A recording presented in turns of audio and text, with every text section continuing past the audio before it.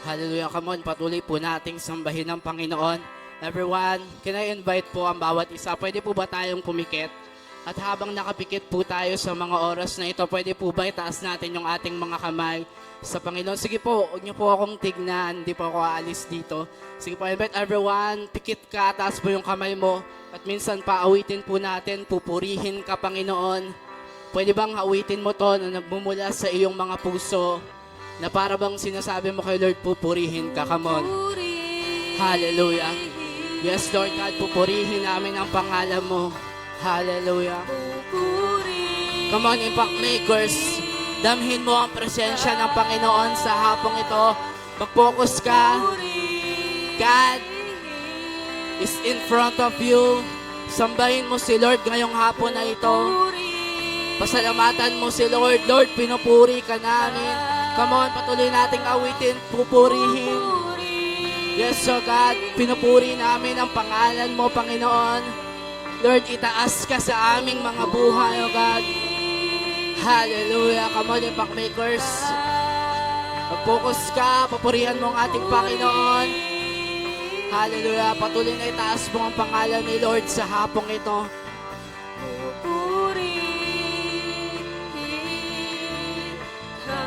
Jesus, sa'yo lamang. Jesus, sa'yo ang buhay. Yes, O God, sa'yo lamang ang buhay namin, Panginoon. Nagtitiwala sa iyo. Pupurihan ka. Pupurihan ka.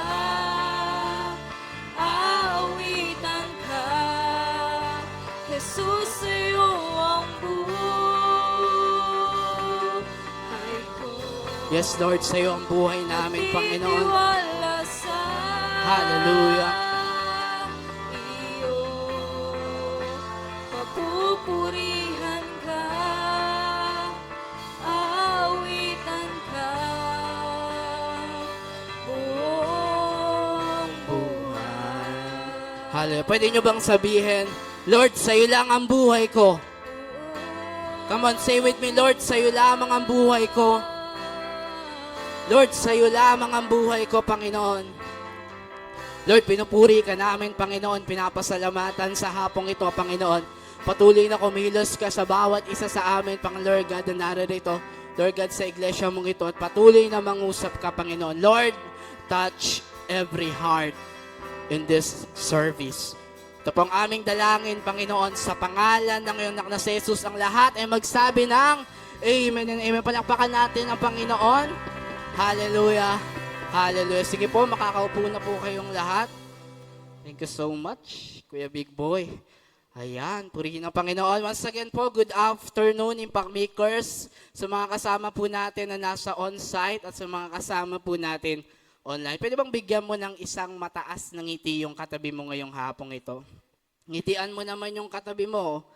Ayan, purihin ang Panginoon. Sinong nagpapasalamat kasi nandito siya ngayong araw na ito sa ating Youth Impact? Magsabi ng Amen! Amen! Amen. Ayan. So welcome din pala, Impact Makers, sa mga bago nating friends. Meron ba tayong mga bagong friends dyan?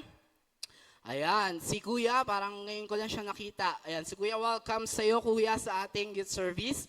At syempre, ang anak ng ating Pastor Jason dito sa ating TLOV Church, si Brother J-Rev and si Brother Genesis. Tama. Ayan. Welcome sa inyo ha, sa ating Youth Impact. At sa mga kasama nating old-timer, once again, welcome sa inyo sa ating service. Ayan, yung mga active nating attendees every week.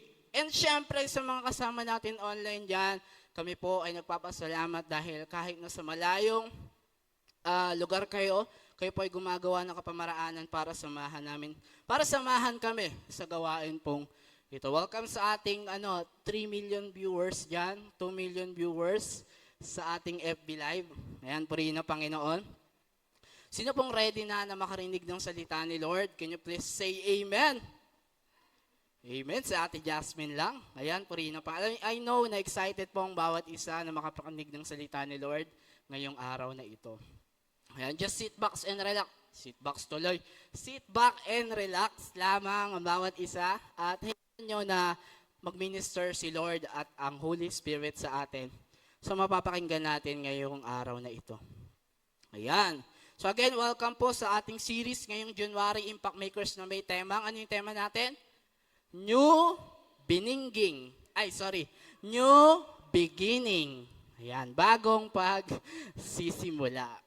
Okay, so ito ang ating series na pinag-usapan noong unang 2 linggo sa ating Youth Impact. At pangatlo na ngayon, tama ba ako? Pangatlo na, opo, ayan. At pang-apat next week, which is yung ating last, tama ba last? Oo, last. Last week, ating series, ngayong January na New Beginning. Alam niyo na ba mangyayari next week? O, hapiawan ko na. Okay. So next week, meron tayong gaganaping film showing. May sarili ako sound effects, di ba? Palakpakan naman. Okay. Meron tayong gaganaping film showing next week dito sa ating service. So basically, Impact Makers, medyo iba yung program natin next week. Kaya sa lahat, inimbitahan namin kayo na umattend next week sa ating Youth Impact. Maganda ipapanoorin natin. Alam niyo yung The Forge na movie? The Forge. Yung patayan daw, sabi ni Tatay Dange, tsaka ni Pastor Topher. Yung may apat na series. Apat na ba? Hindi, ayan. So The Forge, ito ay isang Christian movie. So, ini-invite namin kayo lahat na umattend sa ating film showing. Sa mga naka-attend dito last year, ayan, alam niyo naman na every year yan talaga nagpe-film showing tayo. So, next week, pwede ba ako mag-invite dyan? Kuya Jason, pwede, kahit sino. Yung kapitbahay mo, kaklase mo, o sino pa man na gusto mong imbitahan. So, ayan, bear with me lang po kasi medyo masakit ang lalamunan ni Kuya Jason. Baka may marinig kayong fireworks mamaya kahit tapos na yung New Year. Hindi, huwag kayong mag-alala. Iwasan naman natin yan. Pwede po ba akong makisuyo ng isang basong lang dito? Isang basong Coke?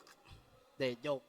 Tubig. Ayan. Thank you so much po. So again, welcome sa ating series ngayong January na may temang New Beginning. So far, marami na tayong natutuhan sa nagdaang 2 linggo ng ating pakikinig. Noong first week, sino yung nagturo sa atin noon? Si Brother Joshua Garcia? Hindi, si Kuya Andy lang yon. Si Kuya Ands, ayan, tinuro niya sa atin yung kanyang preaching, yung topic niya na pinamagatang, First Steps to, ano yan? Duterte. First Steps to Victory. Okay, First Steps to Victory. Ano-ano nga yun? Number 1, kailangan mo raw ng spiritual guidance. Number 2, kailangan mo ng spiritual discipline. Number 3 is spiritual warfare. Okay? And then, last week, noong second week naman, ay tinuro sa atin ni teacher o ni Nanay Mikey ang paksa na pinamagatang Ready, Set, Win. Ano-ano nga yung mga points natin doon? For us to be winners, number 1, kailangan natin ng proper relationship. Number 2 is proper timing. Pangatlo is clear purpose. So far, Impact Makers, dito sa ating mga pinag-aralan noong unang 2 linggo, marami na tayong natutuhan. Paano ba tayo makakapagsimula ulit? Or kung matagal ka na nakapagsimula, ongoing na yung journey mo ngayon sa buhay mo, road to success, or road to victory ka na, niremind tayo ng mga topics na ito, na sa ganun magkaroon tayo ng refreshment. Okay? And so ngayong araw naman, Impact Makers, let me be practical to you. Ayan, ang isi-share ko sa inyo ngayong araw is something different. Pero I'm sure na pakinggan nyo na to. Yung mga bagay na ito. Pero, allow me to remind each and every one of us ngayong araw na ito. Because I am about to share some practical tips. Practical na pwede nyong i-apply Impact Makers that will help you to start this year right. Mga bagay na basic pero baka hindi mo pa nagagawa o baka naman wala ka pa. Okay, so let me start with this. Alam niyo ba, Impact Makers, sinabi ng isang quote, sinabing ganon that who you are today is the result of the choices you made yesterday. Yan, sa mga umaatin ng live group, sa mga umaatin ng mentoring, palagi niyo po ito naririnig. Na kung sino ka ngayong araw, kung ano ka, kung sino ka, yan ay resulta ng mga choices na na-made mo kahapon. Kung bakit yan yung gupit ng buhok mo, kasi yan yung choice mo nung nagpagupit ka, nung nakaraan. Kung bakit yan yung suot mo ngayon, kasi yan yung choice mo. Yung kinuha mo sa Dora Box mo doon, marami kang choices. Yan yung pinili mo na suotin para suotin sa pag-attend ng ating Youth Impact. So, who you are today, Impact Makers, is the result of the choices you made yesterday. The choices you make now, ngayon, will have a big impact in your future. Kaya nga laging sinasabi sa atin ng mga leaders natin na you have to be careful what you choose in life. Na kailangan maging maingat ka sa kung ano ang pipiliin mo sa buhay. Dahil po pwede, sabi nga dalawa lang yan, it will make you or it will break you. Gayon rin naman, a man does not become who he is today in just one day or overnight. Yung mga tao na kilala nyo, na sabihin natin mga matagumpay, hindi sila naging matagumpay ng overnight lang. Isang araw lang na pinagtrabuhan nila yung success nila kung bakit sila napunta doon sa rurok ng kanilang tagumpay. So hindi siya overnight impact makers. Palagi sinasabi ng mga successful people, successful person, na ang pagiging matagumpay, it takes time. Hindi siya overnight lang. Okay, so etong mga successful people na to, impact makers, yung kanilang success, hindi nila na-attain overnight lang. They must have developed habits in order to achieve their goals. Meron silang mga dinevelop na habits na kung saan, yun ay nakatulong sa kanila para maabot nila yung kanilang goal. Question, sino dito may goal ka this year? Amen. Ayan. Ako po, sa aking network, goal setting kami. Yung lagi natin ginagawa sa mga may life group dito, SMART goal. Yan, ginawa po namin siya last time. Then natutuwa po ako kasi gumawa yung mga disipulo natin ng kanilang mga goal, kahit na yung nakasulat doon. Ayan, meron po doon, nagsulat sa financial goal niya. Ang nilagay niya po, pera. Sabi ko, anong pera to? Emergency fund ba to? Savings ba to? Basta pera. Ang galing nung gumawa na yun. Pero natutuwa ako, alam niyo bakit? Siya may goal, yung iba wala. Ikaw, may goal ka ba? Does that make sense? So, itong mga successful people na to, impact makers, hindi sila naging matagumpay overnight lang. Meron silang habit, dinevelop na habit para ma-achieve nila yung kanilang mga goal. Hindi lang mga successful people pagdating sa labas, even sa Christian world, yung mga successful Christian, sila ay mga naging matagumpay dahil nag-develop sila ng mga habit na kung saan makakatulong sa kanila. Ayan, tulad po ng ating simbahan, lagi po natin ito pinapractice. Every first month of the year, January, tayo po ay nagpe-prayer and fasting. Ginagawa natin siya. Bakit? Kasi we have to develop a habit na katulad nito na kung saan mas mapapalapit tayo sa presensya po ng ating Panginoon. Sino dito nagdi-devotion ka? That is one of your habit sa iyong spiritual life. Okay? So yung mga yung pag-uusapan po natin mamaya. So again, they must have developed habits in order to achieve their goals. Ibig sabihin, meron silang mga habit na ginawa para marating nila yung mga bagay na narating nila.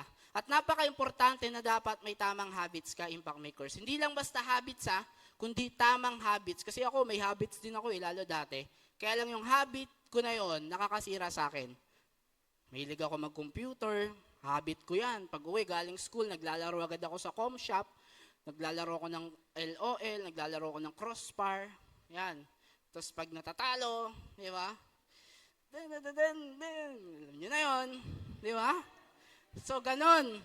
Habit na kung saan hindi ako natutulungan, kundi mas lalo akong dinudurog at mas lalo akong nilalayo sa goal ko at sa tagumpay ko sa buhay. Tamang habits dapat daw impact makers. To be honest, our life decisions are influenced by our habits. Kung paano ka mag-decide, kung paano ka mag-decision making, yan ay impluensya ng mga habits mo sa buhay. I hope you understand me. Na kung paano ka nag-make ng mga decisions, yan ay influenced by your habits. Kung ano yung decision mo, resulta yan ng habit mo. Na kung ano ka ngayon, resulta yan ng mga pinaggagawa mo sa buhay mo. Amen ba? Does that make sense, impact makers? So question, hindi na ka ba habits ng habits dyan, Kuya Jason? Oh, by the way, bakit ito yung gusto kong ituro sa inyo ngayong araw na ito? Kasi sa pag-umpisa natin ng taon, alam ko meron pa sa atin dito, there are habits that there's a need na i-break sa buhay mo, and there are habits na kung saan kailangan na may apply mo sa buhay mo in order for you to achieve your goal this year. In order for you na makapag-soarhay ka, hindi lang sa Christian life mo, kundi sa student life mo, 'di ba? Sa buhay mo sa labas. Kaya ito yung pag-uusapan natin. Mga habits na makakatulong sa atin. Question ko, Jason, ano ba yung habits na yan? Ano ba yung habits? Pag sinabi nating habits, impact makers, sabi dito, habits are patterns of behavior. Ito daw ay pattern ng behavior that we develop by repeating them. Na nadidevelop siya over time dahil lagi na natin siya ginagawa. Anong example nito kay Jason? Pagkain, pagligo. Mga bagay na kung saan naging habit mo na kasi lagi mo siyang ginagawa over time, from time to time, every day. So dito hindi ka naliligo. Huwag mo tignan yung katabi mo. So dito hindi ka kumakain. Di ba lahat tayo kumakain, lahat tayo naliligo? Ito ay mga habit na kung saan alam natin na makakatulong sa atin. So pag sinabi nating habit, ito daw ay patterns of behavior that we develop by repeating them. Question, ano yung mga habit na lagi mong ginagawa? And did you know that a healthy or strong disciples or Christian also has habits? Na yung mga healthy daw na disipulo, healthy daw na Kristiyano, sila rin ay merong mga healthy habits, impact makers. Healthy habits hindi mga bad habits or damaging habits. So, ang tanong ko sa iyo, gusto mo bang mag-soarhay yung relationship mo sa Panginoon? Gusto mo bang mag-soarhay yung Christian life na meron ka? Then today, allow the Holy Spirit to move in your life nang sa ganon, makita mo yung mga bagay o yung value ng mga habits sa pag-uusapan natin ngayong araw na po. Pwede mong i-apply sa iyong buhay para nung sa ganon mag-soarhay ka sa iyong Christian life. Maging isang healthy, sabi nyo nga healthy disciple ka, impact makers. Okay, so wala na pong paligoy-ligoy pa. Join me in our message today entitled Habits of a Healthy Disciple. Sabi nga po natin, habits of a healthy disciple. Ano-ano ba, Kuya Jason, yung mga habits ng isang healthy na disciple o isang healthy na Kristiyano? What are the habits of a healthy disciple and Christian? Ano ba yung mga habit na dapat nating gawin para maging mga healthy tayo? But before we continue, can you please answer my question? Does your Christian life is healthy? Ang Christian life mo ba ay healthy? Spiritual, healthy ka ba? Or malnourished ka spiritual? Kasi lagi ko pong sinasabi sa mga alaga ko, kaya kayo laging mag-i-engage sa Panginoon, sa spiritual habits ninyo, sa mga bagay na kung saan makatulong sa inyo spiritually. Dapat lagi kayo nagbabasa ng Bible, nagpipray. Bakit? Kasi hindi ka lang dapat healthy physically. Diba? Botsyog ka nga physically, pero malnourished ka naman spiritually. Diba? Huwag yun natin si kay Jason. Botsyog tayo, pero ano naman yan? Diba? May pag-asa pa yan. Okay? Na hindi ka lang pwedeng, diba? Laki ng katawan mo. Oh! Diba? Nagpapalaki ka ng katawan. Hindi ka naalala akong ganyan eh. Diba? Laki ng katawan mo, tapos hindi ka nagdi-devotion. Diba?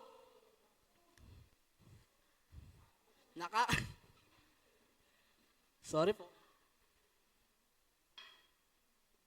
Na nagagawa mo na papangalagaan yung physical life mo, physical body mo, pero kawawa naman yung spiritual life na meron ka.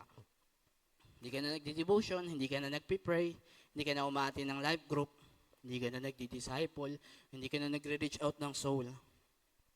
Reminder, impact makers. Imagine that what you're about to hear today is God's prescription for you to be healthy. Na yung mapapakinggan nyo ngayon, katulad ng isang doktor na nagpre-prescribe sila para maging maayos at healthy tayo, magpe-prescribe si Lord sa iyo ngayong araw. Susulatan kanya ng reseta. Ito yung gagawin mo para maging healthy na disciple at Christian ka ngayong araw na ito. Again, basic lang ito, impact makers, yung pag-uusapan natin, pero napaka-importante po nito. Because you cannot go to the expert level if you don't know the basic. Kapag hindi ka dumaan sa level 1, mahihirapan kang lumaban kapag nasa level 10 ka na. Kaya nga sabi ng isang quote, if you don't know the basic, you will be sick. Kapag hindi mo alam yung basic, magkakasakit ka. Hindi mo alam yung basic, hindi mo alam paano maligo, hindi ka naliligo, o anong nangyari sa'yo? Nagkasakit ka. Hindi mo alam paano kumain, anong nangyari sa'yo? Di ba? Nagkanda sakit-sakit ang katawan mo. So if you don't know the basic impact makers, you will be sick. Maraming tinuturo sa atin na kapamaraanan ng mundo, paano ka magtatagumpay, paano mo ma-hit yung goal mo. Pero allow the Holy Spirit, allow the Lord, ngayong araw na ito, impact makers, na i-remind ka, turuan ka kung hindi mo pa alam ito, na kung saan para maabot mo yung gusto mong maabot ngayong taon na ito, kailangan mo na maalala yung mga basic na ito na pwedeng hindi mo pa ginagawa o baka nakalimutan mo nang gawin. So let us just be open. Again, this is the questions that we're going to answer in this afternoon, Impact Makers. Ano ang mga dapat na maging habits natin, Impact Makers? Lalo sa atin bilang mga young people. Alam nyo yung mga kabataan na katulad natin, tayo somehow madali pa tayong maturuan. Kaya nga habang tayo ay nasa panahon na kung saan, alam nyo, madali pa tayong maturuan, kailangan matutuhan na natin yung kailangan nating matutuhan. So ano ang mga dapat na maging habits natin, Impact Makers? Number 1. Sabi diyan, fellowship. Sabi nyo nga, fellowship. Fellowship. I will be practical to you sa hapon na ito. At naniniwala ko na ito ang kailangan natin, lalo dito sa atin. Di ba? Kasi marami sa atin, young people or not, hindi tayo nag-i-engage sa fellowship. Kuya Jason, namati naman ako ng service ng it eh. O mamaya pag-usapan natin. Sabi dito, a healthy disciple is aware that it is not appropriate to practice the Christian life by oneself. Ulitin ko, Impact Makers, a healthy disciple is aware that it is not appropriate to practice the Christian life by oneself. Na hindi ka pwedeng Kristiyano, hindi mo pwedeng practicein yung Christian life mo nang mag-isa ka lang. Na dapat meron kang kasama. Kaya nga lagi natin ni-encourage ang bawat isa sa inyo na kailangan meron kang leader na nag-guide sa'yo. Dapat meron kang mentor at yung mentor mo, pinapakinggan mo siya. Na yung mentor mo, ina-acknowledge mo siya. Kasi dapat ma-practice mo yung Christian life mo nang hindi ka lang mag-isa. Dahil lahat ng mag-isa, sila yung napapariwara. Mismong ang Diyos po, sinabi niya sa Bible. Alam niyo po sa story ng Genesis ni Eva at Adan, sinabi po doon ng Panginoon na, kasi ang una niyang kinreate, sino? Si Adan. Ayan. Ang unang kinreate ng Diyos ay walang iba kundi si Adan. Tapos nung kinreate niya si Adan, habang pinagtrabaho niya si Adan, dun sa creation niya, napansin ni Lord. Anong sabi ni Lord? It is not good for a man to be alone. It is not good for a man to be alone. Na nakita mismo ng Diyos na hindi okay sa isang tao na mag-isa lang siya. Kaya anong ginawa niya? Doon na pumasok si Eva. Kinreate ng Diyos si Eva. Mula sa tadyang ni Adan habang siya ay natutulog. So ano nangyari? Dalawa na sila. Eva at Adan. Okay? So, may kasama na si Adan. So again, Impact Makers, it is not good for a man to be alone. Sa Christian life mo, dapat hindi ka lang mag-isa. Di ba? Wala po akong nakita na lumagong Kristiyano na siya lang mag-isa. May nakita po ba kayo? Wala akong nakitang Kristiyano na lumago na siya lang mag-isa. Yung mga gusto nila na sila lang mag-isa, alam niyo po, most of the time, lalo yung meron silang kinikip for them. Halimbawa, sa relationship na gusto nila sila lang mag-isa, hindi nila sinasama si Lord, hindi nila sinasama yung mga leaders nila sa church, and etc. Yung mga aspeto ng buhay nila na gusto lang nila sila mag-isa. Alam niyo po ano nangyari sa kanila? Ayun, wala na po sila. Yung mga gusto lang na sila mag-isa, sila yung mga nawawala. Alam niyo po, merong dalawang klase ng fellowship. Ayan. So let me share this to you, Impact Makers. Kasi baka hindi pa po kayo aware dito. Merong dalawang klase ng fellowship. Ano ba yung fellowship ko, Jason? Para siyang gathering in other term. In other synonym. Gathering, pagsasama-sama. Nino? Natin, mga tao. Meron dalawang klase ng fellowship, Impact Makers. Ano yon? Una is yung tinatawag nating large gathering. Pangalawa, large group gathering, large group fellowship rather. Pangalawa is yung small group fellowship. So isang large, isang small. Mamaya na yan, wait lang. Okay, so basahin natin yung Acts. Tignan natin sa Bible, yan. Makikita natin sa Bible, itong dalawang ito na binanggit ko, yung large group fellowship and then yung small group fellowship, okay, na pinapractice noon pa man, noong panahon ni Jesus, ng mga Christians at disciples. Basahin natin sa Acts chapter 2 verse 46. Basahin natin. Sabi doon, sabi ng Bible, ito daw yung ginagawa nila dati, araw-araw, sila'y nagkakatipon sa templo at nagpipira-piraso ng tinapay sa kanilang mga tahanan na masaya at may malinis na kalooban. In fact, makers, yung binabanggit po dyan, this is about fellowship. This is about gathering po ng mga Christians nung panahon nila. Na kung saan, araw-araw, nag-gathering sila. Araw-araw, nagpe-fellowship sila. Sino dito, isang beses, isang linggo ka na nga lang atin ng Youth Impact, tinatamad ka pa. Isang beses sa isang linggo ka na nga lang aatin ng live group, hindi ka pa maka-attend. Doon, nung panahon nila, Impact Makers, araw-araw silang nag-gather, araw-araw silang nag-meet. Nagkakatipon sila saan? Sa templo. Large group. Sa templo. Nagpipira-piraso ng tinapay sa kanilang mga tahanan. Small group. Na masaya at may malinis na kalooban. So again, yung first, pag-usapan natin yung una, sabi doon, yung first po doon is yung tinatawag nating large group fellowship. Sabihin nga po natin, large group fellowship. Sabi doon sa verse 46, araw-araw sila'y nagkakatipon sa templo. Question, anong templo to, Kuya Jason, yung sinasabi dito? Ito yung lugar kung saan nagkakatipon ng marami at sumasamba ang mga tao sa Diyos. It is a place of worship. Yung templo na to, Impact Makers, nung panahon nila. Dito nila sinasamba ang Panginoon. Dito sila nananalangin sa ating Panginoon. Ito yung lugar na nagtitipon ang maraming mga Kristiyano at mananampalataya. Ito yung church building nila that time. Ito yung church building nila that time, yung templo na ito. Na kung saan lahat ng believers nagkakatipon doon sa templo na iyon. Yan yung sinabi dyan. Another question kay Jason, ano ang large group fellowship natin dito sa church? Ano ba yung large group fellowship natin? Sa makakasagot, merong Starbucks. Joke lang. Ang bilis magtaas ng kamay Ano yung large group natin? Yung large group natin ay, ano yan? Down? Church. Anong church? Magbigay example. Youth Impact. Very good. Sino yung nagsabi nun? Very good ka. Kaya Big Boy, lagi kasi nasa Youth Impact Sa live group lang wala. Ay, joke lang. Joke lang po yun Lagi po yan nasa live group. Si Kuya Big Boy, umaattend po yan siya lagi. Nasa live group po yan, masipag po yan. Okay, so large group fellowship, ito po isa sa halimbawa nun. Yung ating service dito sa church. Na kung saan, lahat tayo nagtitipon-tipon para makinig ng salita ng Panginoon. Okay, nandiyan din yung Sunday worship service and etc. Pangalawa, is yung small group fellowship. Okay, small group fellowship.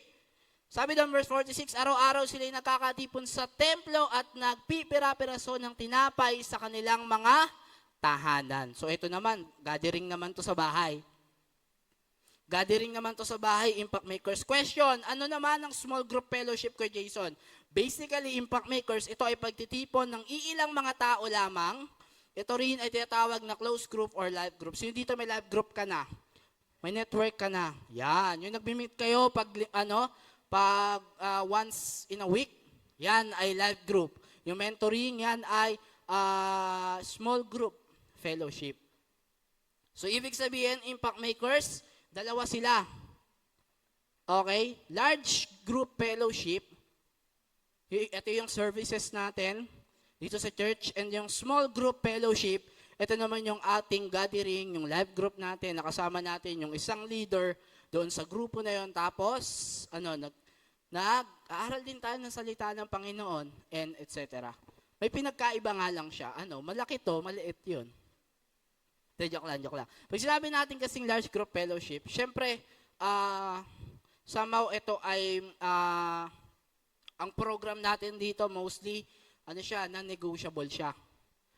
At for sometimes, ating ka lang talaga, tapos uwi ka na. Ayan. Pwede kang makipag-fellowship sa mga kapwa mo believer after ng service. Pero unlike ng small group, sa small group impact makers, meron ka lang specific leader, spiritual leader na nag-guide sa'yo. At itong leader mo na ito, impact makers, siya yung tututok sa spiritual growth mo. Etong spiritual leader na ito, impact maker, siya yung magpupush, siya yung mag-devotion ka, siya yung magpupush, siya na lagi ka maging active sa mga gawain sa simbahan. At dito, dahil nga small lang siya, madaling makapag-open up. Hindi tulad sa large group, di ba? Alam nga naman may tumayo sa inyo dyan. Sabihin, Kuya Jason, may sasabihin ako sa'yo. Hindi naman natin pwedeng gawin yun dito. Pero sa small group, ginagawa natin siya. So parehas yan, impact makers. In short, kailangan natin yan. Imagine niyo ibon ako. Ano ang kailangan ng ibon para makapag-soar high siya, makalipad siya na mataas? Wings. Nagutom ako bigla. Wings. Pakpak. Ilan ang pakpak ng ibon? 3? Sino nagsabi nun? 3? Grabe naman yung ibon mo. 2. So, ganun din ang Christian life natin. Imagine niyo kayo yung ibon, may 2 kayong pakpak. Tapos yung 2 pakpak nyo na yun yung large gathering, yun yung kabila, yung small gathering. Na kailangan nyo siya parehas. Bakit? Kasi kapag hindi, yung isa lang doon, kahit yung isa lang doon wala, tingin nyo, makakasoar high kayo sa Christian life ninyo?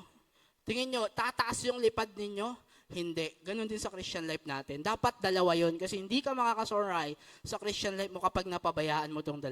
Kaya wag mong sasabihin, impact makers, sa akin, sa amin, sa leader mo, na umate naman po ako ng live group, pwede bang di na ako umate ng service? Na umate naman ako ng service, pwede bang di na ako umate ng live group? Hindi, impact makers. Kasi biblical ito at pinapractice ito noon pa man. At it is proven and tested na maraming mananampalataya lumago sila because of that fellowship, small and large. So I encourage each and every one of you, kung wala ka pang live group, mag-join ka na.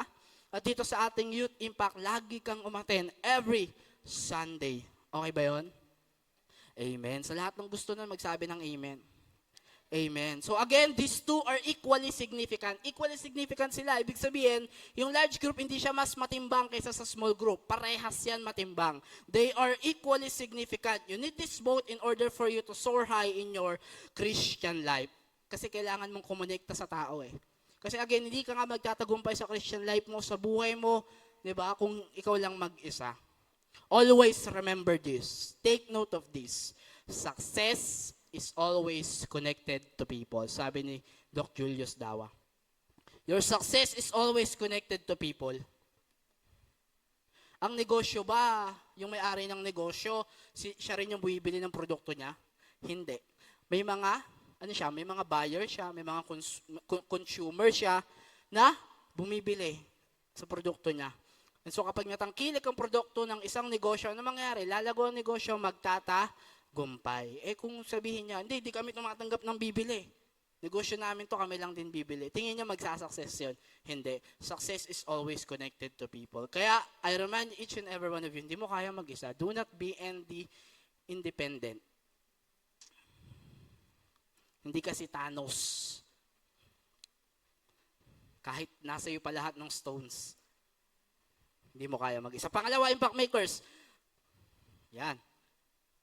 Sabi doon, number 2 is ministry. Sabihin nga natin, ministry. Sabi dito, a healthy disciple serves God. He uses the gifts, skills, talents, resources that God gave him to glorify the Lord. So pag sinabi nating ministry, ito yon. Pagpipreach, pagtugtog, pag-host, pagkanta, pag-a-usher, pag-multimedia, pag-soundtech, and etc. Ito ay mga ministeryo na kung saan kapag nagpagamit ka, mapapapurihin mo si Lord. Ministry ito. At tandaan nyo to, lahat tayo binigyan tayo ng gift ni Lord. Gift. Gift pagsasalita, gift pagtugtog, gift pagkanta, gift paghawak ng mga computer, gift sa pagbati ng mga tao at marami pang iba. So ganun din, sa church natin, Impact Makers, pwede mong gamitin yung gift mo para mapapurihin mong ating Panginoon. So meron ditong dalawang truths about our gift na sinabi ng Bible. Una, sabi diyan, the Lord give us all a gift. Binigyan daw tayong lahat ng Diyos ng gift, ng regalo. Sabi doon, Romans chapter 12 verse 16, tumanggap tayo ng iba't ibang kaloob ayon sa kagandahang loob ng Diyos. Kaya gamitin natin ang mga kaloob na iyan. So ano yung gift na meron ka? Meron ka bang gift of speaking? Gift of praying? Gift of teaching? Sa spotlight? Or sa backstage? Or kung saan pa man? Sabi doon, lahat tayo binigyan tayo ng Diyos ng regalo. So hindi mo po pwedeng sabihin ng Impact Makers na wala akong gift eh. Kuya Jason, wala akong gift, hindi ko alam kung saan ako magaling. Hindi mo pwedeng sabihin sa akin yun, Impact Makers, kasi sinabi ng Bible na lahat tayo, pinagkalooban tayo ng gift ng Diyos dahil sa kagandahang loob niya. And so, hanapin mo yung gift mo and at the same time, gamitin mo siya. Baka minsan kailangan mo lang hanapin kung saan ka magaling. Okay, pangalawa, the gift given by the Lord must be used. Yung gift na yan na binigay sa atin ng Panginoon, dapat yan gamitin natin. Sabi ulit doon, Romans chapter 12 verse 6, kung ang ating kaloob ay pagsasalita ng pahayag mula sa Diyos, magpahayag tayo ayon sa sukat ng ating pananampalataya. Kung ang kaloob mo raw ay pagsasalita or kahit ano paman, na gift na meron ka binigay ng Panginoon, gamitin mo daw yan, huwag mong iburo. Di ba, paano yun? Kung magaling kang kumanta, pero hindi mo pinagamit kay Lord, sayang lang. Nasa video okay ka lang lagi, tuwing birthday yan ka lang nakakanta. Kaya yung gift na yan, gamitin mo sa Panginoon. Pangatlo, sabi dyan, using the gift is your worship to God. Kapag ginagamit mo yung talentong meron ka, yung regalong binigay sa'yo ng Panginoon, I tell you this, napapapurihan mo si Lord. Napiplis sa buhay mo ang Panginoon. Nawo-worship si Lord. Sabi ng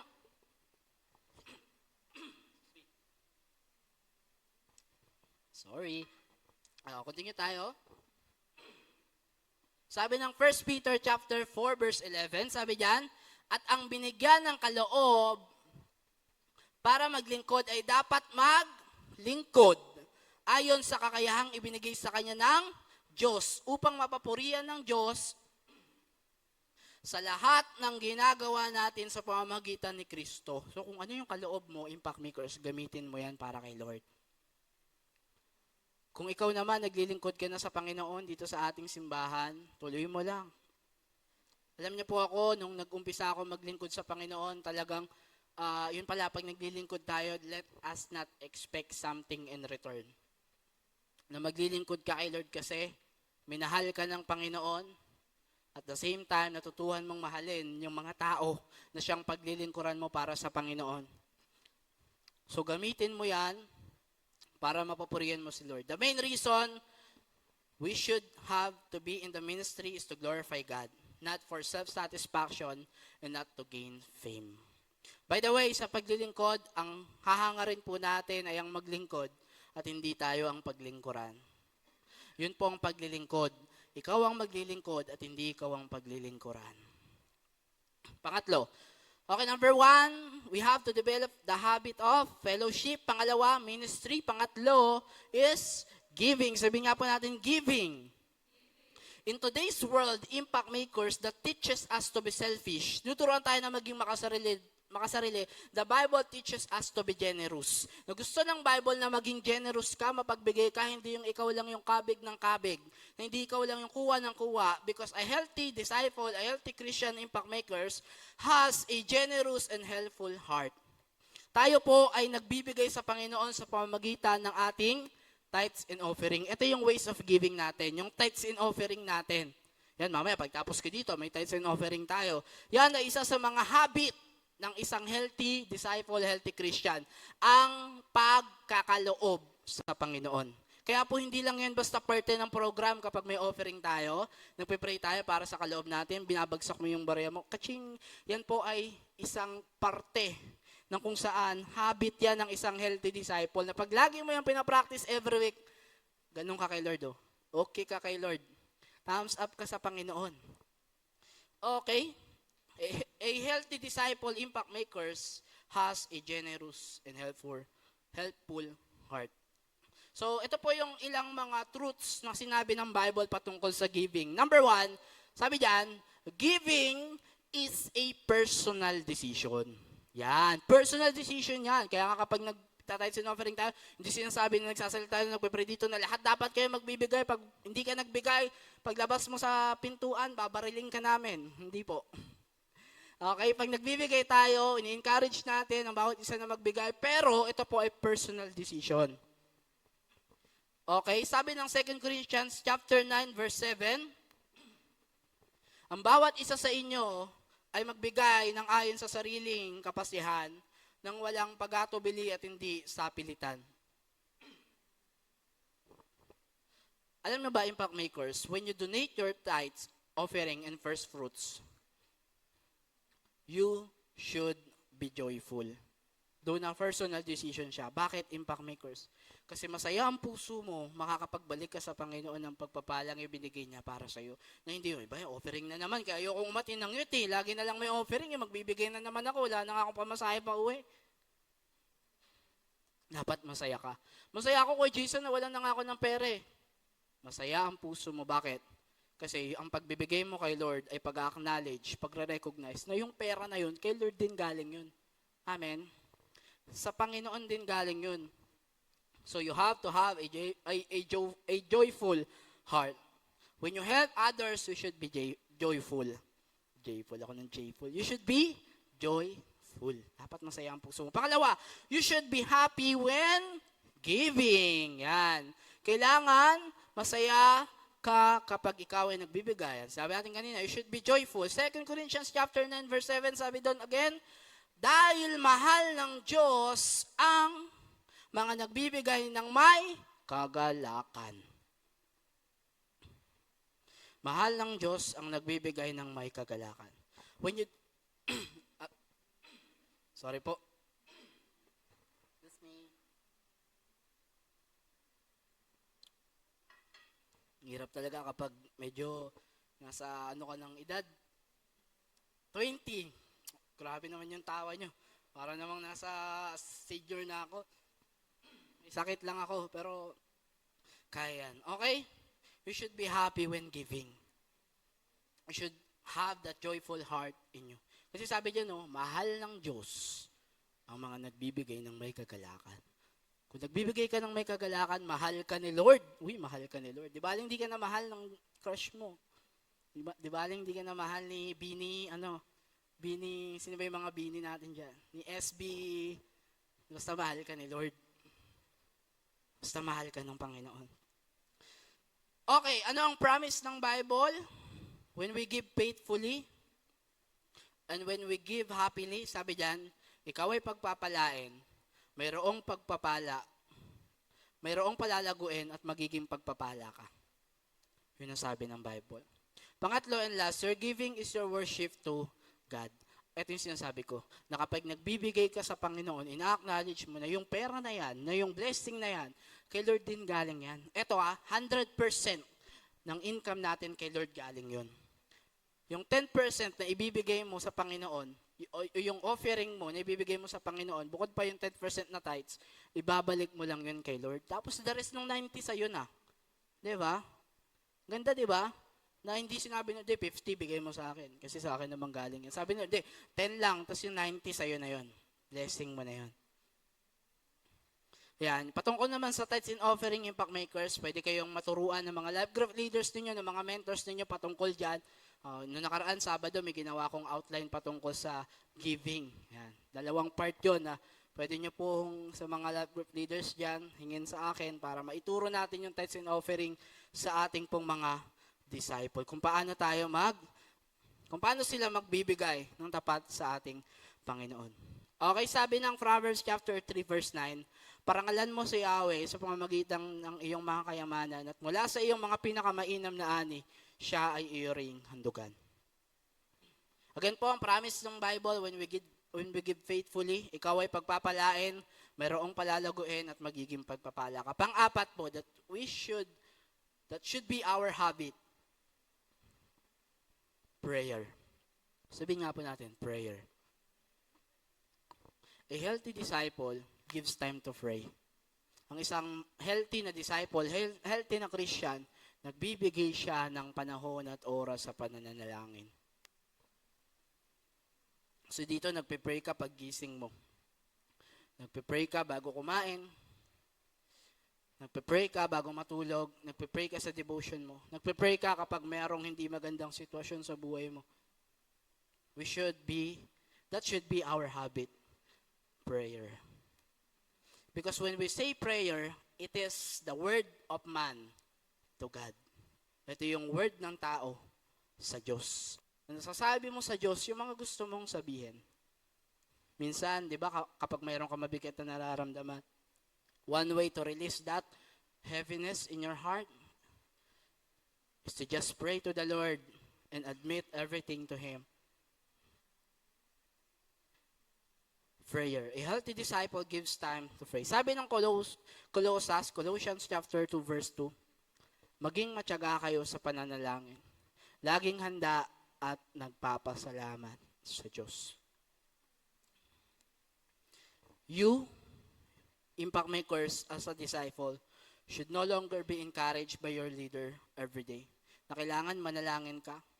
Na you should not be told again and again that this is important. That prayer is important. Dapat natural sa atin ito.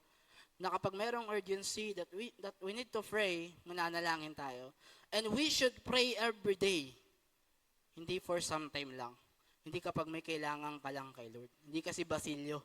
Kinakausap lang kita kapag ako'y nangangailangan. Di ba?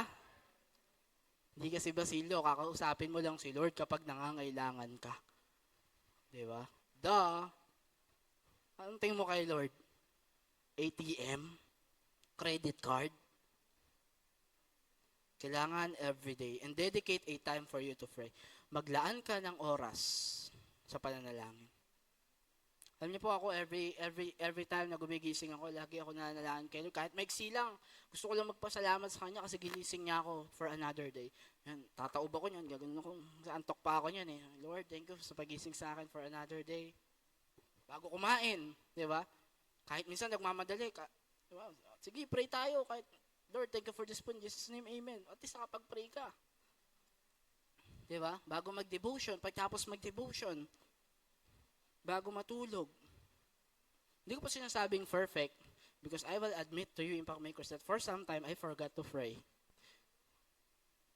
For some time, sa umaga, for some time, bago matulog. But you know what? Every time na nakikita natin that there's an urgency that we need to pray, let's pray.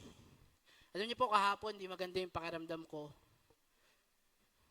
Di nga po ako, actually may live group ako kahapon, pero hindi ako nakapag-live group kasi pag uwi ko galing school, sobrang sama ng pakiramdam ko, nahihilo ako, nasusuka ako, sobrang sakit ng ulo ko, na, ayan, kaya ganito rin yung lalamunan ko kasi nung nakaraan pa to. Alam niyo po, nakakatawa yung kapatid ko. Kasi yung kapatid ko, ano yata siya, 6-year-old, 7, di ba? Hindi ko alam yung edad ng kapatid ko, di ba? Tapos, pag uwi kong ganun, sinalubong niya ako, Jason, kasi isa siya sa mga kasama ko sa live group. Isa sa mga umaatin ng live group ko, sa mga bata. May mga bata kasi ako na live group ang tuwing Sabado sa pabahay. Mga chikiting. Sabi niya, Kuya, may live group tayo. Sabi ko, hindi mo na tayo makapag-live group kasi masama pakaramdam ko, magpapahinga muna ako. Alam mo yung excitement niya na pwede siyang ma-disappoint kasi naantay niya eh. Na magla-live group kami, even ng mga ibang mga bata doon, dumugan nga sila, punta sa akin, Kuya, may live group tayo. Nung sinabi ko yun sa kapatid ko, na hindi mo na tayo mag-live group ngayon, kasi masama yung pakaramdam ko. Alam mo yung understanding niya, sabi niya, sige. Yung imbis na magtampo siya, kasi bata yun eh, di ba? Usually, pag hindi nabibigay yung gusto niya, nagagalit siya. Ba yan? Ganun, di ba? Pero siya, sabi niya, sige, okay lang, pag-pray kita mamaya.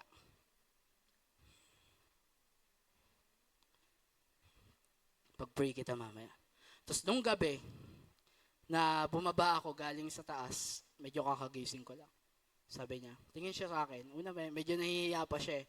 Nakatingin siya sa akin. Tapos nung tinignan ko din siya, sabi niya, tara na. Hindi ko alam kung ano ibig sabihin niya. Tapos naalala ko, ay, pag-pray nga pala niya. Tara na, sabi ko, ano yun? Pag-pray kita. Pag-pray na kita. Sabi ko, sige. Tapos pinag-pray niya ako. Hindi niya nga alam kung ano yung sinasabi niya eh. Pero masaya ang puso ko. Alam niya bakit? Kasi tulad nun, isang bata naniniwala sa kapangyarihan ng panalangin. How about you, Impact Makers? Do you believe? Naniniwala ka ba na may kapangyarihan ng pananalangin? Then after noon kagabi, gumaan na yung pakaramdam ko. Tapos tinulog ko. Pagising ko kanina, okay na ako. Again, Impact Makers, kailangan isa ito sa mga habit natin, ang pananalangin. We should pray every day. We should talk to God every day. Dami mo nang kinakausap, kausapin mo naman si Lord. Napupuyat kakausap sa crush mo. Na hindi ka naman nare-replyan, sinisin ka naman lagi. Diba? Kulit-kulit mo kasi. Diba? Why not kausapin mo naman si Lord? And as we pray to the Lord, Impact Makers, let's be thankful to Him. Because a successful believer is the one who is grateful to God. Na palagi, kapag mananalangin ka kay Lord, huwag ka lang mangingin ng mga pangangailangan mo. Manalangin ka kay Lord kasi magpapasalamat ka sa pagiging provider, protector, sa pagiging Diyos niya sa buhay mo. If you are always thankful to the Lord, Satan will be irritated. May irita ang demonyo. He will not throw any more tests at you because you are always thankful to God. Prayer. Panglima and last. Last na to, Impact Makers.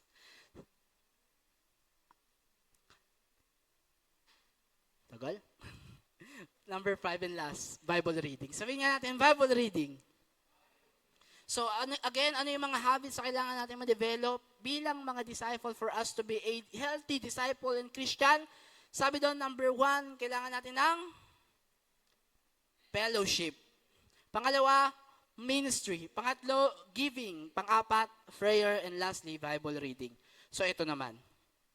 Kung ang prayer is a word of man to God, ang Bible is the word of God to man. Salita naman ito ng Diyos para sa atin. Siyempre, pagdating sa relationship, di ba, hindi naman pwedeng ikaw lang yung laging nagsasalita. Kailangan yung kabila rin. So, ganun din naman. Kailangan makapag-minister, makapagsalita din sa iyong Panginoon sa pamamagitan ng salita niya. Dati si Lord, nakikipag-usap siya sa mga lingkod niya, talagang audible voice. Tatawagin ka ni Lord, Mark, big boy, my servant. Ngayon hindi na po nagsasalita si Lord audibly. For you to know the Word of God, kailangan basahin mo ang Bible. Kailangan basahin mo ang salita ng Panginoon. You know what, Impact Makers? Katulad ng isang atleta, an athlete who is serious about winning a fight, it's right. Ang isang atleta na seryoso na gustong maipanalo yung laban niya, kumakain siya ng tama. Gayon rin naman, kung gusto mong makondisyon ang iyong buhay, kumain ka ng salita ng Diyos na siyang nagbibigay ng buhay. Sa totoo lang, lagi ka naman ng busog. Di ba busog ka? Busog ka, di ba? Busog kayo. Sa kung ano man ang ino-offer ng mundong ito. Busog ka sa social media, busog yung tiyan mo sa sangyup, sa Only Wings. Lagi na tayong busog sa binibigay ng mundong ito. Pwede ba this time, hayaan mong mabusog ka naman sa salita ng Panginoon? Likewise, Impact Makers, a disciple who wants to be healthy should be serious about the habit of reading the Bible. Sabi ng Joshua chapter 1 verse 8, sabi diyan, huwag mong kaliligtaang basahin ang aklat ng kautusan. Pagbulay-bulayan mo iyon araw at gabi upang matupad mo ang lahat ng nakasaad doon. Sa ganoon, magiging masagana at matagumpay ang iyong pamumuhay. Huwag mo raw kaliligtaan na basahin ang salita ng Panginoon, ang aral ng kautusan. Alam niyo ba, Impact Makers, na napakalaking tulong sa isang mananampalataya, sa isang Christian, sa isang born-again Christian kapag siya ay nagdi-devotion everyday. Sino dito nagdi-devotion, magsabi ng amen. Iba, hindi nag-amen. Alam niyo po, Impact Makers, God wants you to know the importance of reading His Word. Gusto ng Diyos na malaman mo yung importansya na mabasa mo yung salita niya, na hindi sapat na nakikinig ka lang every youth impact. every life group na kailangan ikaw mismo, impact makers, mabasa mo mismo yung salita ng Panginoon. Kaya para sa mga nagdi-devotion dito, very good po kayo. At sa mga hindi nagdi-devotion, alam niyo po, masaya po kaming tulungan kayo. Gusto namin kayo na gawin yung bagay na makakapaglapit sa inyo sa Panginoon. Kaya sa mga wala pang devotion dito, magpaturo na kayo. Pwede kayong magpaturo sa amin, sa life group leader ninyo, sa mga leaders natin dito sa church. We love to help you guys. Even sa pananalangin ko, Jason, hindi ko alam paano mag-pray. Pwede kang humingi ng tulong sa leader mo, life group leader mo, yung nag-invite sa'yo dito sa church, sa mga leaders natin dito sa simbahan, para nang sa ganon, ma-practice mo itong bagay na ito. Basic to, pero napakalaking bagay na nitong mga to. Ang pananalangin at pagbabasa ng salita ng Panginoon. Alam niyo po, si Kuya Jason nagdi-devotion. Kapag ako po ay hindi nakakapag-devotion, feeling ko po hindi buo yung araw ko. Sino sa inyo ganyan din? Na pag hindi kayo nakakapag-devotion, parang may kulang sa buong araw kung ito. Paano pa kapag hindi ka talaga nagdi-devotion?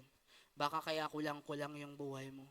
Na baka kaya everyday parang meron kang hinahanap na missing pieces na parang hindi ka buo. Lagi ka na lang hindi buo. Baka kailangan mo ng salita ng Panginoon. Kailangan mo na makausap si Lord, magkaroon ng one-on-one fellowship sa Panginoon. Hindi ka marunong mag-devotion, tuturuan ka ng mga leaders natin. Hindi ka marunong mag-pray, tuturuan ka ng mga leaders natin. Alam niyo po, isa rin yan sa mga kinreate ko po na topic para maituro sa mga alaga ko, paano mag-devotion. Tinuruan ko sila kung paano mag-devotion. Kasi napakahalaga po nitong bagay na ito. Lalo sa ating mga leaders po, it is our duty to teach yung mga nasa under po natin kung paano po sila mas mapapalapit sa ating Panginoon. Hindi po perfect kasi even ako, may mga times na nakakapag-skip ako, I will admit that. Pero alam niyo po, every time nakakapag-skip ako, bumabawi agad ako kinabukasan. Hindi ako nakapag-devotion ngayon. Maybe for a certain reason, pero lagi kong sinasabi sa sarili ko, there is no valid reason. So whatever it is, kahit may emergency pa, pwede kang mag-devotion. Walang valid reason para hindi ka makapag-devotion. Sabi nga ni Nanay Mikey, di ba, yung napakinggan niya na isang saying. Sabi niya ganon, kapag hindi ka nag-devotion, mamamatay ka.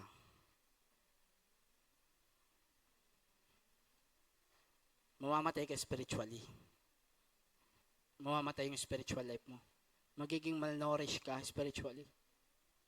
At dadating ka sa panahon na kung saan madidestroy ka.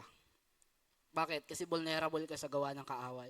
Kasi wala kang panangga na salita ni Lord. Kaya sa bawat isa po na nandirito, whether nagdi-devotion ka na dati, pero nawala lang, balik ka sa devotion mo. God loves to hear you again. God wants to meet you again. Magkaroon kayo ng one-on-one date ni Lord. Balik ka sa devotion mo. Alam niyo po, sasabihin ko na sa inyo ngayon pa lang, minsan hindi po madali. Kasi minsan sobrang busy, sobrang daming ginagawa. Pero isa po ito sa mga bagay na kung saan pwede nating i-develop. Sa umpisa hindi. Ganun naman sa pag-create ng habit eh. Sa umpisa hindi madali. Pero kapag lagi mo na siyang ginagawa, makakasanayan mo na siya. Katulad ng pagkain. Na hindi ka po pwedeng matulog pag hindi ka nag-devotion. Okay? So again, bakit mo babasahin ng Bible? Bakit may Bible reading ko, Jason? Tatlong kadahilanan, impact makers. Number 1, it teaches us to be successful. Pangalawa, it teaches us to overcome sin. And pangatlo, it teaches us to be wise. Tinuturuan tayo dito kung paano maging matagumpay. Diba sa mundo, ang daming sasabihin sa'yo para maging matagumpay, ganito gawin mo. Diba sa Facebook, sa Reels, sa TikTok, diba? For you to be successful in life, ganito, ganyan, ganyan, ganyan. Pero alam niyo po, hindi lang alam ng marami. Nasa Bible na po ang formula. If you want to know the formula on how to be successful in this life, sinabi na po ng Bible ang sagot. Alamin na lang natin ito at isabuhay. Pangalawa po, it teaches us to overcome sin. Tinuturuan tayo nito kung paano natin mapagtatagumpayan ang kasalanan. Alam niyo po, marami na akong nakitang buhay na nabago simula noong binasa nila ang Bible.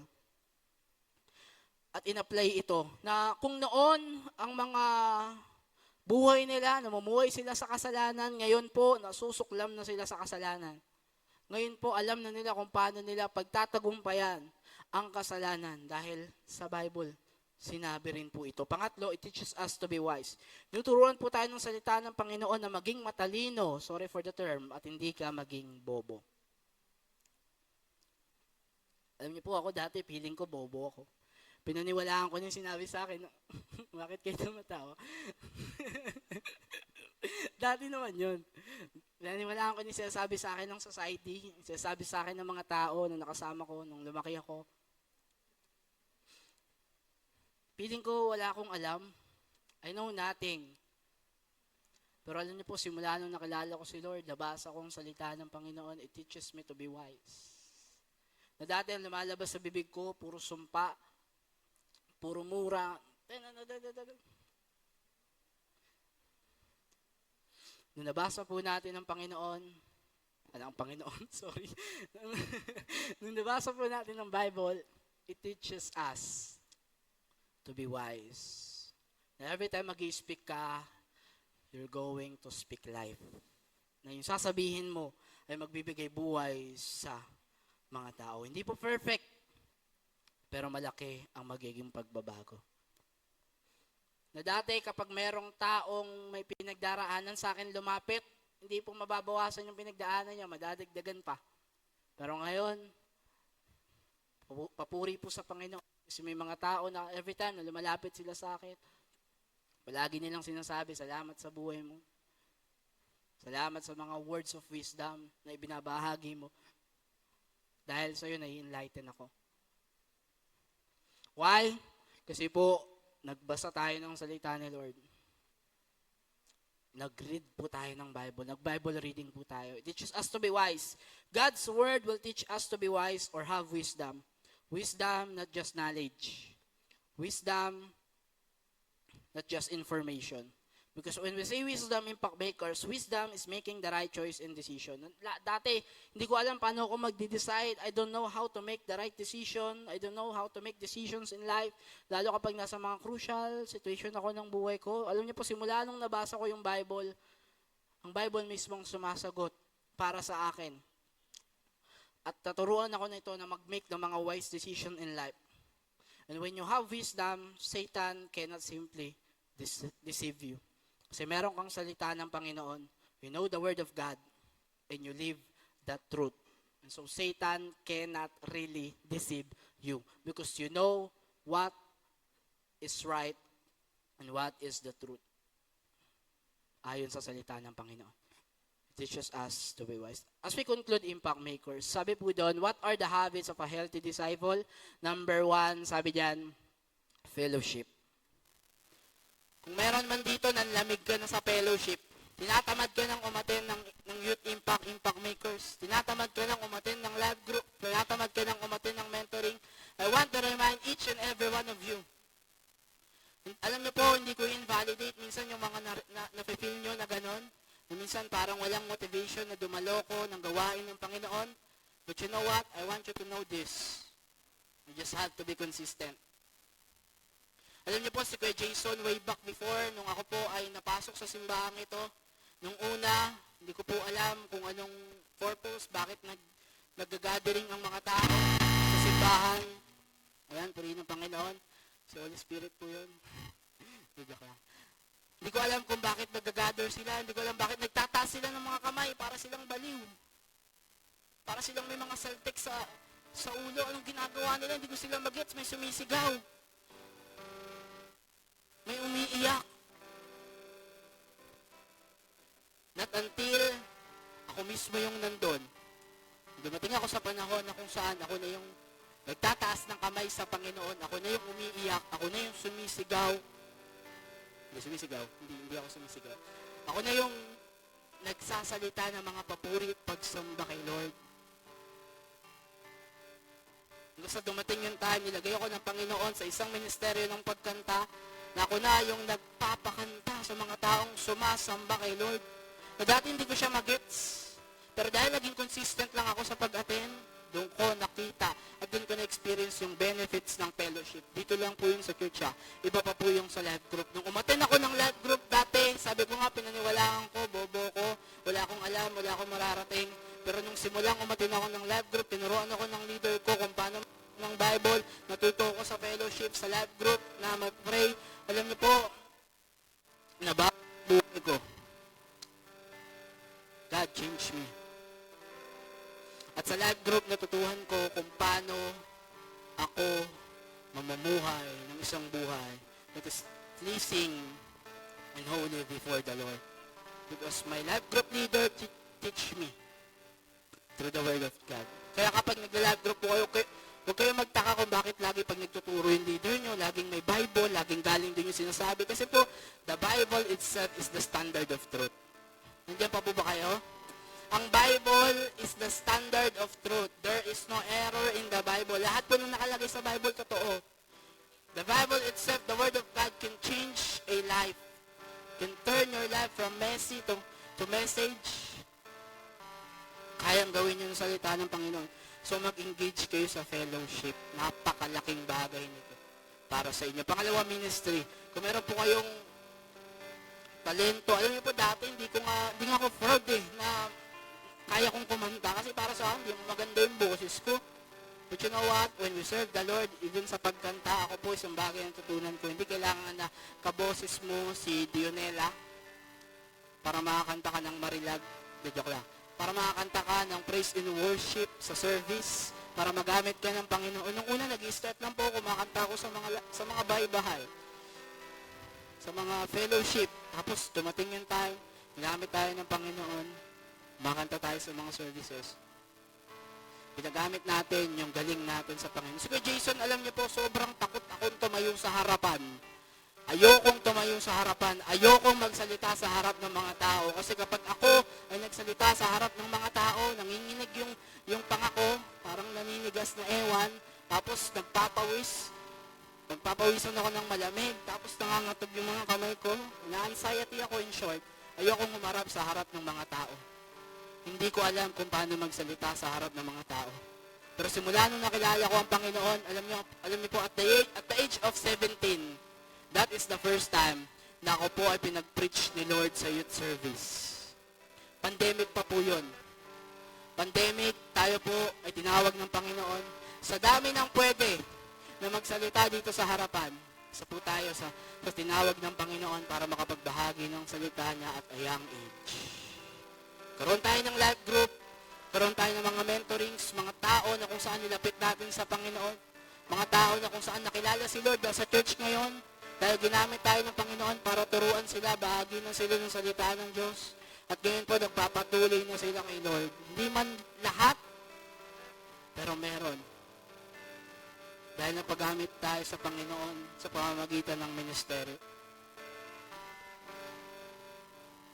Ang pangatlo po is giving. Dati po madamot ako.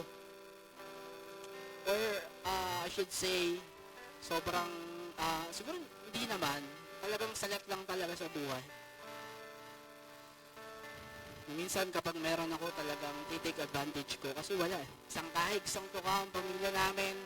Si Kuya Jason, pupasok ng school, minsan walang baon. Si Kuya Jason, talagang hindi ko mabili yung mga gusto ko.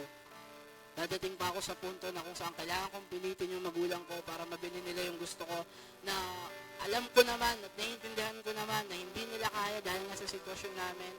Pero pinipilit ko pa din kasi nga sobrang may gusto kong bagay pero hindi maibigay sa akin. And even ako, I don't know how to give before. Hindi ako marunong magbigay. Lumaki po ako na hindi ako sanay na magregalo. Siguro dahil hindi ako nakaka-receive ng regalo. At lumaki ako na hindi ko alam kung paano magpasalamat kapag binibigyan ka ng regalo. But you know what? Nakilala natin ang Panginoon, na-create yung habit na to ng giving. Yung financial po natin, every time na pinagpapala tayo ng Panginoon, kapag bibigay po tayo sa service natin, yung tithes and offering natin, binibigay natin sa Panginoon. And after that, alam niyo po, My life changed. Binago po ng Panginoon ang buhay ko. Alam ko na kung paano magbigay. Hindi lang sa Panginoon, maging sa ibang tao. Kasi sinabi ng Bible, kapag naging faithful ka sa giving mo, pagpapalain ka niya at magiging pagpapala ka sa ibang mga tao. And pang-apat po, sabi diyan, prayer. Alam niyo po, ang panalangin, napakamakapangyarihan po niya. Si Jason, di nga ako marunong mag-pray dati. One time po, first time kong mag-pray, umatin ako sa church na ito, naalala ko pa po yung Wednesday po yun. Meron ditong prayer service, nagbilog po kami. Tapos yung kasama ko mga elders na, tapos ako lang yung parang youth doon. Ako lang mag-isa. Tapos hindi ko alam kasi ang sabi nung nagpe-preside, nung nagsasalita, magpe-pray tayo sa isa paikot. Sabi ko, ha? Dadaan to sa akin. Anong sasabihin ko? Hindi ako marunong mag-pray. Pero alam niyo po, nung dumaan na sa akin, nag-pray lang ako. Numpisahan ko lang. And as time goes by, nasasama ako sa life group, doon natututunan ko manalangin. Natutuhan ko kung paano manalangin. Natutuhan ko kung paano lumapit kay Lord. Dahil napakamakapangyarihan po ng prayer. Pang-lima and last Bible reading, the Word of God itself, impact makers can change a life. Kung bakit merong simbahan, kung bakit merong mga disipulo, merong mga Kristiyano na naririto sa church na ito, kung bakit may mga leaders tayo na nandito, because of the Word of God. Kung wala ang Bible, wala po tayong lahat dito. So if you want your life to be changed, you need the Word of God. Kailangan basahin mong salita ng Panginoon. Dahil marami ng mga testimonies, nung binasa nila yung salita ni Lord, nagkaroon sila ng knowledge, nagkaroon sila ng wisdom, na bago yung kanilang buhay. At ibabahagi rin nila ito sa ibang mga tao. Can I invite everyone, pwede po ba tayong tumayo sa presensya ng ating Panginoon sa hapong ito? And can I ask you guys to focus sa presensya po ng Panginoon ngayong araw na ito? Alam niyo po, yung limang to, lahat yan, kailangan na maging habit natin for us to have a healthy Christian life. For us to be disciple of Christ. Lahat po yan natutuhan ko lang sa fellowship. Lahat po yan natutuhan ko lang dito sa church. Lahat po ito, nung ginagawa ko na, yung natutuhan ko na, nakita ko yung benefit. So I am speaking right now in front of you, impact makers, by experience. Hindi ako nagsasalita dito kasi may mga information na kong dala na yung mga yan, effective yan, sabi ni Kuya Jason, hindi. Ako po mismo, na-experience ko, naranasan ko. Kaya inimbitahan ko ang bawat isa. As we start this year, di pa po tuluyang natatapos yung taon. Yung 2024 natapos, mag-uumpisa pa lang po yung 2025. Let us create these habits in our lives. Pwede po ba tayong pumikit sa presensya ng ating Panginoon? Hallelujah. Tayo po yung manalangin. Lord, we thank you, Panginoon, in this afternoon, Lord God. Lord, I pray for my brothers and sisters sa lahat ng kasama ko, Panginoon, Lord God, sa hapong ito, Panginoon. Lord, kung meron man sa kanila, Panginoon, tinatamad na sila, Panginoon, Lord God, umatin ng gawain. Lord, help them, Panginoon. Remind them, Panginoon, Lord God, how important, Panginoon, Lord God, that fellowship, Panginoon, that will help them, Panginoon, Lord God. Lord, kung minsan na silang naging active dito, Lord, i-reveal mo sa kanila, ibalik mo sila sa mga panahon, Panginoon, Lord God, na itong bagay na ito, nakatulong sa kanila, Panginoon, para ma-change, ma-transform yung buhay nila, Panginoon, Lord God, upside down, Panginoon, Lord God. And I also pray, Panginoon, Lord God, sa bawat isa rito, Panginoon, Lord God, na Lord, nagmi-ministeryo, Panginoon, Lord God, salamat, Panginoon, Lord God, sa buhay nila, Panginoon. At Lord, patuloy na gamitin mo po sila, Panginoon, Lord God, for the advancement of your kingdom, Panginoon, Lord God. Kung meron man dito, Lord, gusto niyang maglingkod sa iyo, pero hindi niya alam kung paano, Panginoon, tulungan mo po siya to speak out, Panginoon, Lord God, and to ask for help, Panginoon, Lord, kung paano siya makakapaglingkod sa inyo, Panginoon, Lord God. Also pray, Panginoon, kung hindi niya pa alam, Panginoon, yung kanyang gift, hindi niya pa alam, Panginoon, yung kanyang kakayahan, Panginoon, Lord God, reveal it to him, reveal it to her, Panginoon, Lord God, nang sa ganun, Panginoon, that gift, Panginoon, will be execute, will be used, Panginoon, God, for your glory alone, Panginoon. And also pray, Panginoon, God, kung meron man dito, Panginoon, God, nag-i-struggle pa rin siya sa kanyang giving, Panginoon. Lord, provide for her, Panginoon. Provide for her family, Panginoon, God, sa pangangailangan niya, Panginoon. I-provide mo, Panginoon, Lord, God. Pagpalain mo siya upang maging pagpapala siya sa iglesia mo, Panginoon, God, maging sa ibang mga tao, Panginoon, God. At Lord, kung meron man po dito, Panginoon, God, hindi na siya nagpipray, Panginoon. Lord, remind him, remind her once again, Pang Lord God. Lord, kung nalayo na siya sa panalangin, Pang Lord God, matagal na siyang hindi lumalapit, Panginoon, sa inyo. Matagal na siyang hindi nag-pray, Pang Lord God. Lord, itouch mo yung puso niya once again. Lord, mangusap ka sa kanya, Pang Lord God. Ipaalala mo sa kanya yung mga answered prayer, Pang Lord God, na sinagot mo, Pang Lord God, sa kanyang mga panalangin noon, Pang Lord God. Lord, ibalik mo siya, Pang Lord God, sa kanyang prayer life, Pang Lord God. Hallelujah. And Lord, kung meron man dito, Panginoon, hindi na siya nagbabasa ng salita mo, Pang Lord God. Hindi na siya nag-read ng Bible, Lord. Ibalik mo siya sa salita mo, Pang Lord God. Lord, ang salita mo ang nagbibigay ng buhay, Panginoon. Lord, kung nawawalan na siya ng buhay, maybe, Panginoon, ito ay dahil hindi na siya nakakapagbasa ng salita mo, Panginoon. Lord, ibalik mo siya sa kanyang devotion, Panginoon, Lord God. Ibalik mo siya, Pang Lord God, sa kanyang dedication, Pang Lord God, sa paglilingkod sa inyo. Hallelujah. Come on. Come on, Impact Makers, I encourage you. Manalangin ka kay Lord. Hingi ka ng tulong kay Lord. Kung gusto mong ibalik ka sa Panginoon, ibalik ka ng Panginoon sa mga bagay na nawala. Hallelujah. Come on. Pag-pray mo kay Lord, Lord, muli mo akong palakasin, Pang Lord God. Muli mo akong ibalik, Pang Lord God, sa presensya mo, Panginoon. Muli mo akong ibalik, Pang Lord God, sa relasyon na meron tayo noon, Pang Lord God, kung nalayuman ako sa inyo, Panginoon Lord God. Bring back, Panginoon Lord God, the fire. Hallelujah. Bring back, Pang Lord God, the love that I have, that I used to have before, Panginoon. Hallelujah. Yes, O God. Pinupuri ka namin, Panginoon. Hallelujah. Come on, Impact Makers. Tuloy mong kausapin ang Panginoon sa hapong ito. Hallelujah. Purihin ka, Panginoon.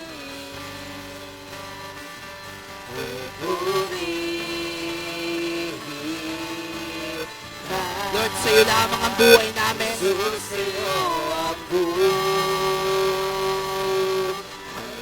Yes, Lord, inaalay namin itong buhay na ito, Panginoon. Para sa iyo lamang, Panginoon. At sa iyo kami nagtitiwala, O God. Hindi sa aming mga sarili. Hindi sa mundong ito, Panginoon God. Kundi sa iyo lamang, Panginoon. Hallelujah. Come on, Impact Makers. Subukan mo yung iyong mga labi. Manalangin ka kay Lord. Kung kailangan mo ng tulong, huwag ka nang magmatigas. Hingi mo sa Panginoon ng tulong yan. Kung nahihirapan kang bumalik, dahil hindi ka makabalik, hingi mo ng tulong sa Panginoon. Kung nawala ka, gusto ni Lord na maibalik ka. Come on, Jesus, sa iyo lamang. Sa iyo ang buhay namin, Panginoon. Hallelujah. Nagtitiwala sa... Yes, Lord. Sa iyo kami nagtitiwala, Panginoon. Pupurihan ka, awitan ka.